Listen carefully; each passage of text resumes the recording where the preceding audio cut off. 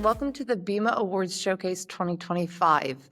We're gathering together some of our outstanding award winners from last year's awards and diving deeper into the projects to get to know the people behind the work and find out a little bit more about the makings of.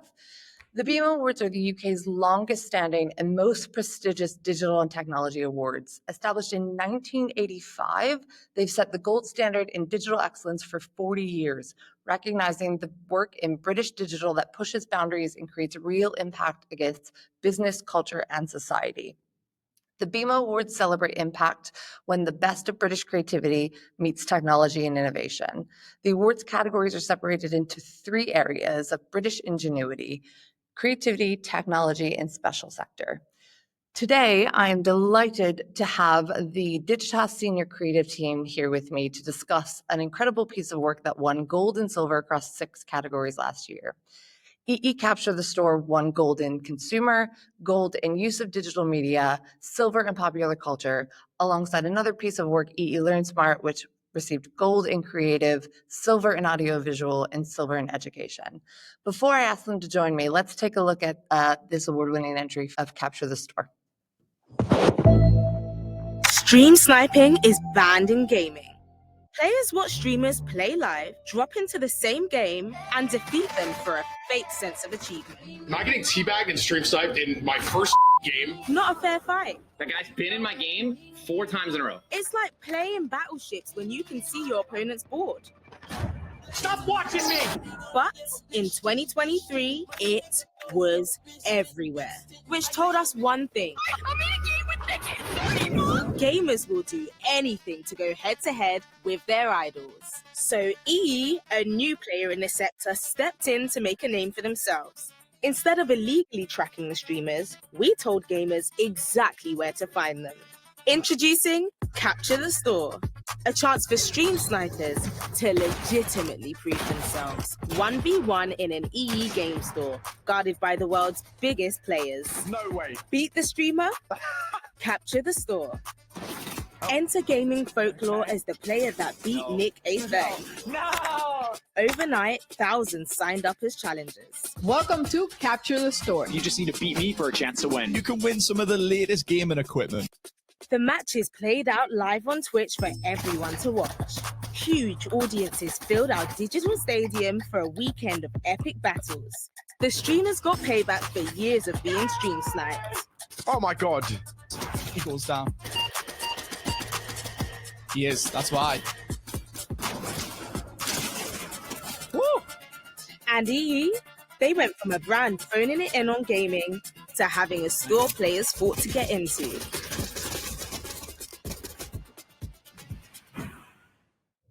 So please welcome Rob Morris and Ben Sawyer, the senior creative team from Digitas, who were behind that work. Hi, guys. Good morning. First of all, congratulations, 2 golds and a silver on that particular piece of work. Well done. So I think we're going to kick it off first by diving a little bit into the making of the actual piece of work. So behind the scenes, I believe you put a presentation together, as well as the story itself and how you told it. I think a lot of people watching this probably want to know a little bit. They're probably thinking about their own entries, are just curious about what it was like to do that kind of work, but then also any tips that you might have around pulling together the entry itself or the case study. So let's dive into your behind the scenes. Yeah, nice. As Corinne said, it was a very fun idea to make. You don't often get to make a game for a telco company, so it was great. But we'll chat about how it came about a bit more. But yeah, I'll just take you through the behind the scenes. So we created this developer Bible because we didn't actually have first direct contact with the developers, so we had to go through an intermediary. So we wanted to make sure we had like a kind of 200-page deck of all the things that we wanted in the game, and it worked out really well. We go on to the next slide. So first off, we jumped into lots of different games on Fortnite, and the Unreal Engine Fortnite had just come about back 2 years ago. So we were using like cutting edge new technology, which I think had something to do with some of the categories that it won in. But yeah.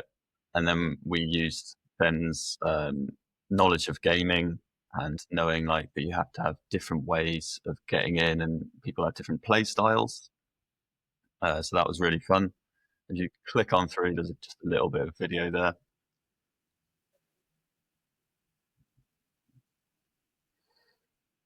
Yeah, so we had this like nice cyber city aesthetic that was going on, but we also really liked being able to jump around dynamically around the map. So we had this idea of fighting across the rooftops of this neon cyber city.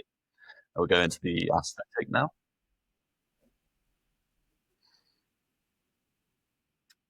Yeah, so technology essentially it was built in Fortnite, but it allowed you to like create whatever game you wanted. So we really wanted this to feel like wow, is it a sequel to Cyberpunk that we were actually developing? Next slide. So we went like really into the detail on this. We wanted to have this high fidelity post-rain gleam. We wanted like dynamic weather, and of course, you ask a lot from developers, and you don't get everything. But we're really happy with the result. You go on to the next slide. We also asked for the kind of capture the store point, which we saw in the video was this game store where you could kind of get in and loot it if you could get past the defense. We wanted that to be like a fortress as well. But if you go next slide. Unfortunately, Brand doesn't let you have gun turrets on it next to a big EE logo. So you learn something there about Brand as well and keeping them happy. Next slide. Yeah, and briefly through the game building, really fun. Okay, next slide. Alpha is all about the kind of building blocks. It started off very big. We made the gameplay smaller, and we made it easy and dynamic to get around. And then if you go through to beta, you can see it's really coming together here. It's kind of like getting the visual style. We've got one slide where we pulled out from the developer Bible. Next. We really wanted this cinematic entrance because for us it was this kind of fight night event on the weekend. So when people entered the game, we wanted to kind of drop into the map. You click next, it will show the video of first the Batman reference that probably everyone's seen, where he jumps off the skyscraper. We wanted that effect, and then I think the developers did a very good job. If you click next.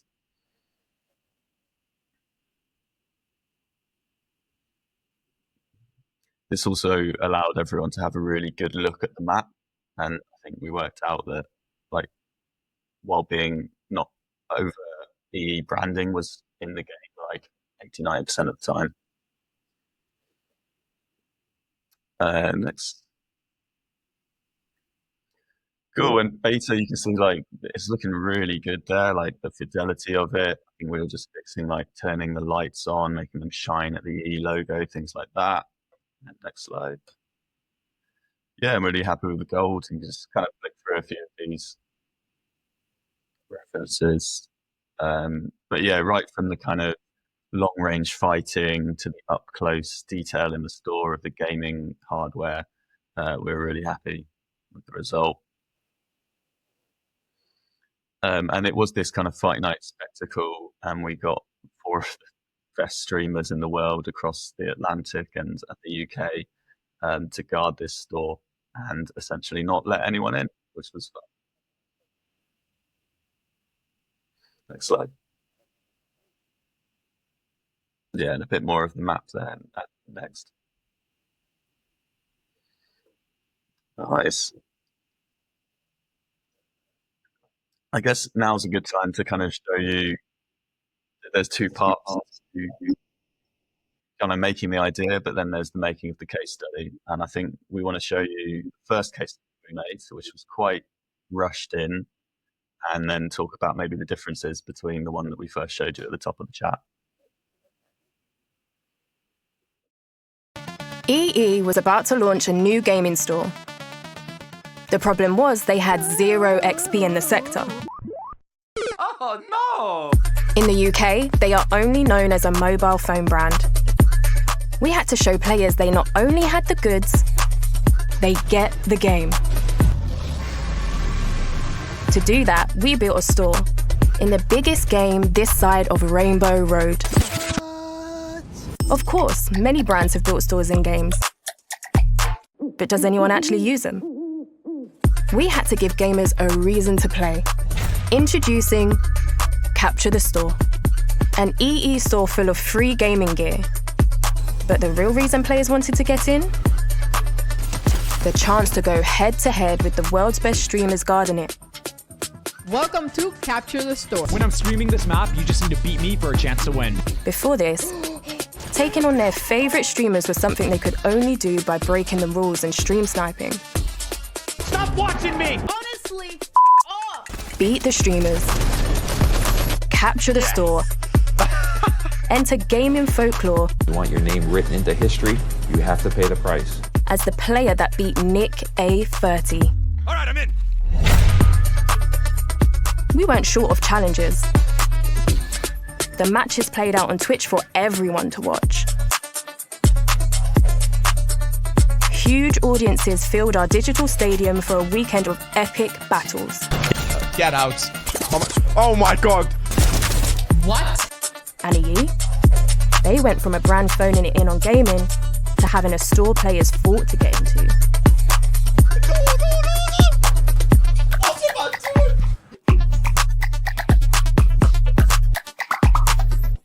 Oh my days.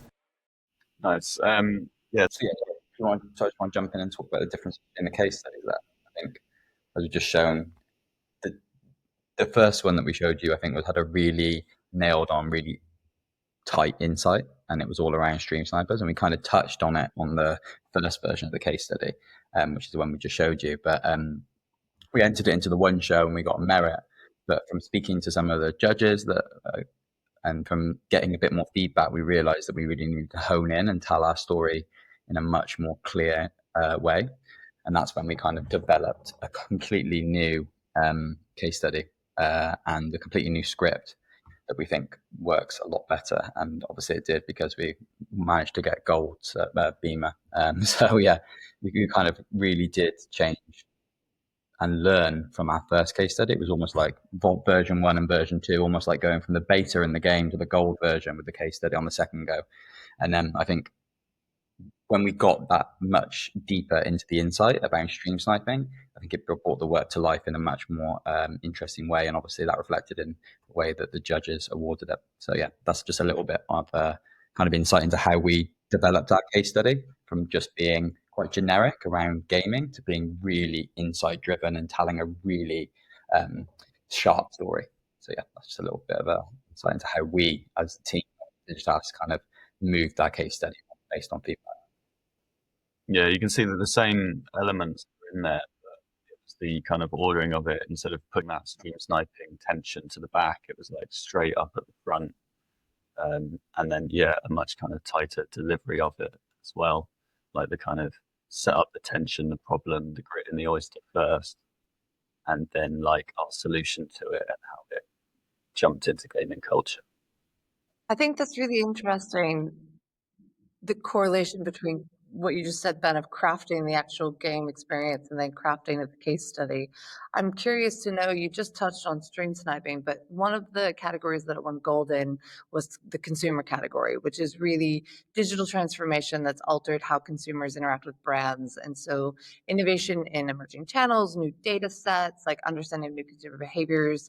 So since we're on that topic, and since you're kind of talking through that, how did you end up making a game for a telco in the first place? Like, why do you think specifically the consumer category? And do you think that tweak or that streamlining of the story in the case study then is a part of what really helped it stand out in the judging? Yeah, I can take that one. I think alongside this, it's quite important to note they did have an ATL campaign running for the game store.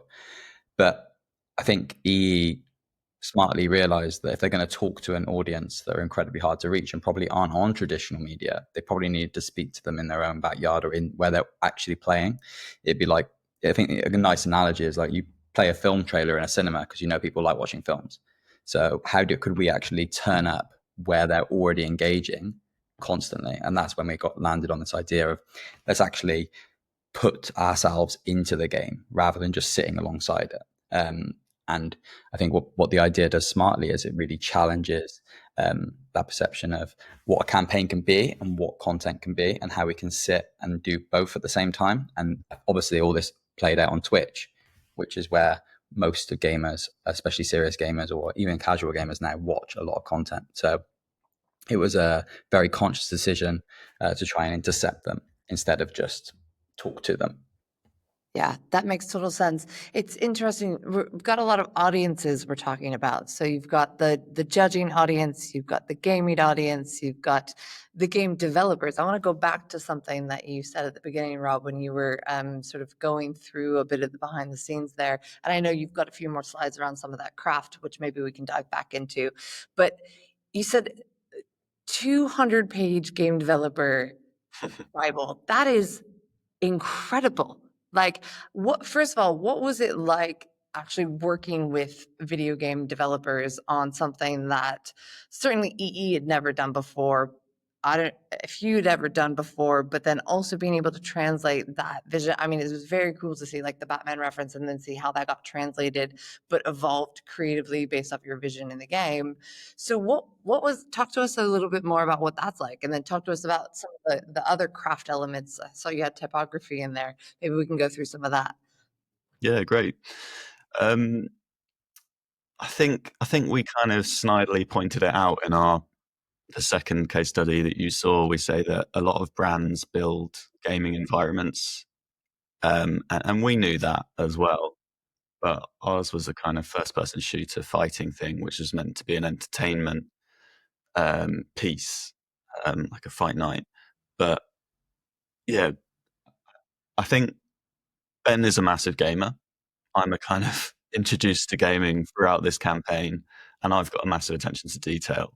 So I think it was a combination of our kind of powers in that made us go, right, we're going to make this like a great game. And because I think it was an interesting problem, actually, the fact that we had an intermediary before we talked to developers. That's just kind of the process sometimes. But because we had that, because we couldn't talk directly, we were like, let's make this a 200-page developer Bible. Let's tell the developers that we are serious about this, and that, like, you know, you get like about 3 different tries of it, I guess, between alpha, beta, and gold. So we just wanted to make it right from the beginning. And then we kept on asking for more and more things, because that's what you do as creatives. You just want to keep pushing it. And I think it was actually the intermediaries that were like, no, you can't have that. You can't have that. And then even though we didn't know about it, there was a really nice moment in the game where our top streamer found this little Easter egg that we put in there. And what the developers had done is, like, quite far off map, they put this like kind of bacon hologram, which, if you know EE, is a Kevin Bacon reference to a kind of talisman of EE adverts of the years gone by. And we didn't actually know that was in there because of the intermediary, because of not having direct contact with them. But I think it shows that because of the level that we put in to push them, they respected us enough to kind of keep on pushing themselves. So weirdly, after not really meeting them, there was a nice mutual respect there.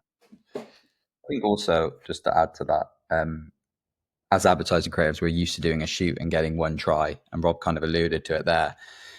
It was great that we could, a real interesting kind of way of working with anyone is the fact that you do have this iterative nature of it, and actually you can continue to add things block by block, and you can keep making it better and better because we had time to do so. It didn't feel like the constraints of a normal shoot, or if we were going to shoot a video or whatever, you kind of get what you're given, and obviously you're on set and you can do that. But this was really different and a great experience of working with developers that, yeah, it felt like even though we didn't have as much direct content as we would have liked, we were still allowed to iterate and build things and introduce new ideas. And they were actually very collaborative and would say, how about this? How about this? Or we should do this.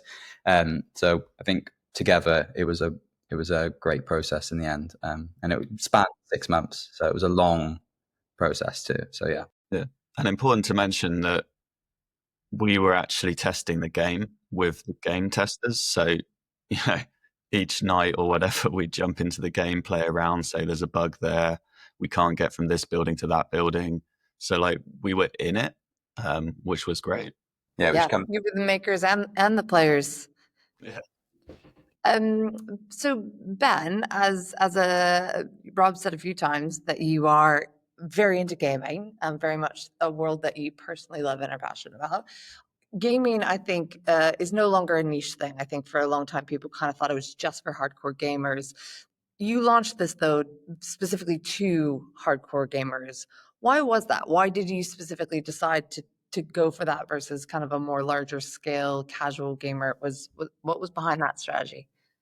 I think what was behind that strategy was they wanted to talk to the people that were going to kind of buy PCs as well as consoles, and they might buy a graphics card because they wanted to show the breadth of stuff that they could sell on EA.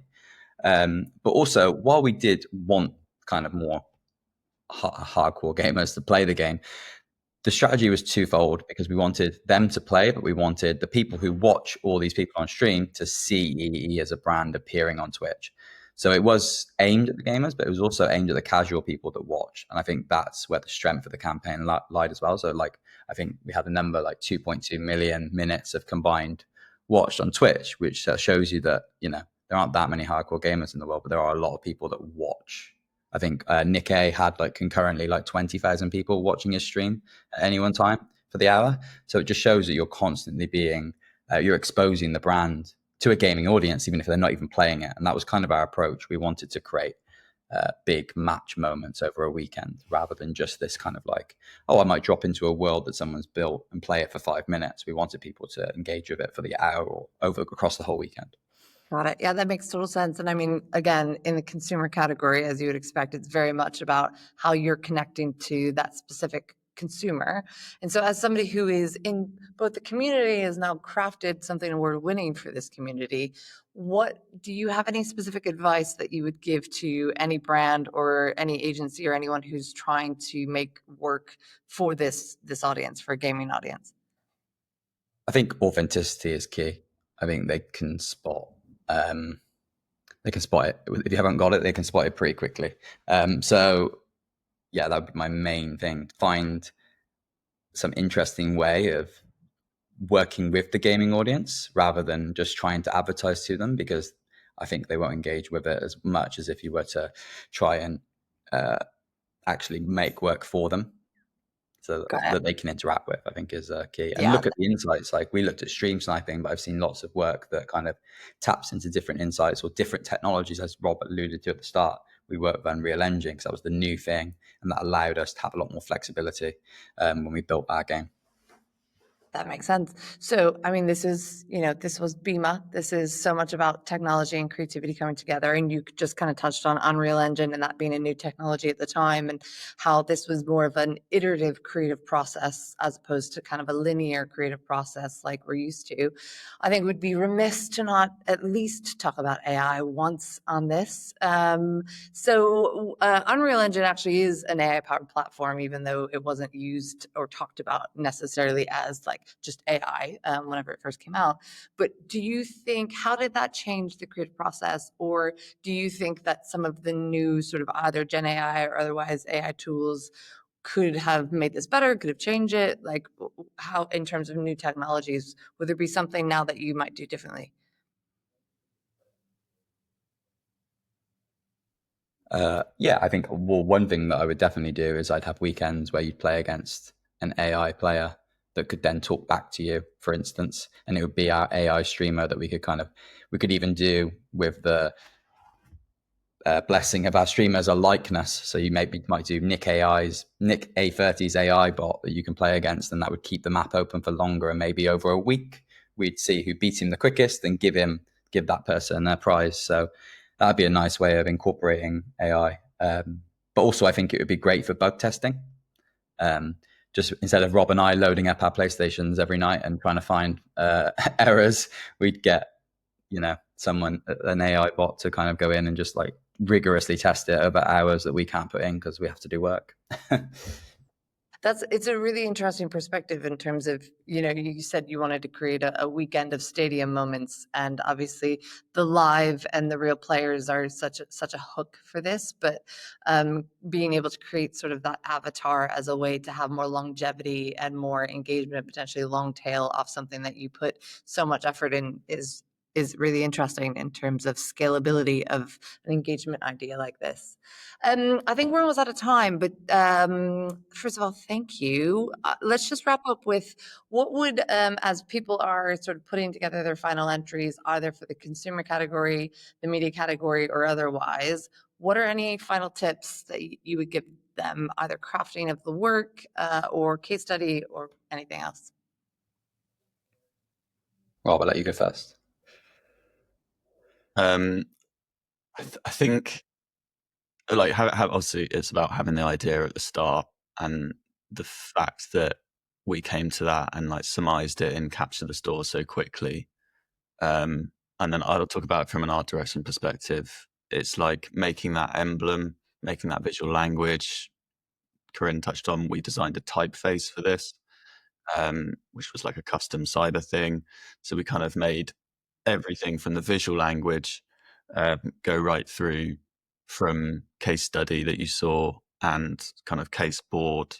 And then I'll let Ben talk to the kind of actually summing up what the idea was in a line, so that when judges see something, sometimes they just see the board, see the kind of capture the store and the line underneath. They need to understand what the idea is. Yeah, so I think finding a story, a really simple one. What's a simple narrative? As well as a player store, a game store players fought to get into, and that's kind of goes completely against what you'd expect from a game store. Or I think Chanel built one in Fortnite a few months ago, and like you could just walk around, and it's like we didn't want that. So that was how we stood out in this sector. So what makes your work stand out, and shout about it. I've always, like, even though people don't understand the industry, sometimes I like to like push an idea and just see what they think. So yeah, I always do the mum test, or would she understand it? Because that's always a pretty good barometer of whether it'll cut through with judges. If it's super simple, then even my mum should get it. And then I think something that we've always tried to do is push our work on socials and work with the agency to kind of work out how you're going to PR it and how you're going to gather a bit of momentum before the award, so that people see it. And if someone sees it before and then they go to judge, they'll have that kind of resonance as soon as they see it again. So that's important, and it's a skill in its own right. Yeah. Did your mum play the game? No, God, no. I think I did. I think I might have sent them a video of it at some point. They were like, well, "What are you doing?" Which is what they ask me whenever I'm doing anything, whether it's a video game or not. So, yeah. I think I'll add to that throughout the making of it, I think we'd always had the kind of final story in our heads. And whenever we were pushing ideas through, obviously through the creative directors, through client was really brave throughout. But there were some things that we really wanted to get in around stream sniping that would have perhaps helped our case study more. In fact, Nick A complained about stream snipers 2 years ago during the actual thing. So we really honed in on that and wanted to make more activations and adverts around it.